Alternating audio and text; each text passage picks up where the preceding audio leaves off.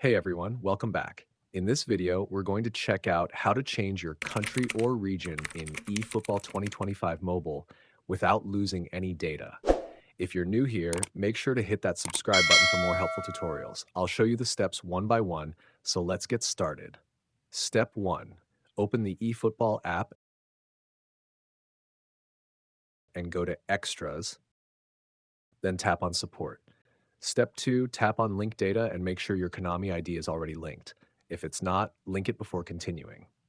Step 3, now open your browser and search for My Konami.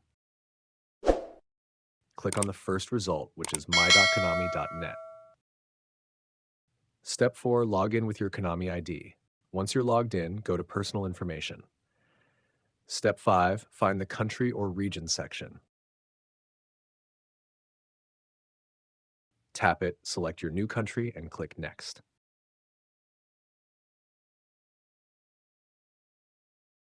Step 6, agree to the terms and conditions, then click Next again to confirm.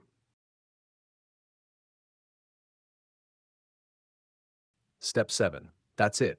Your country or region will be updated, and it will reflect inside your eFootball game.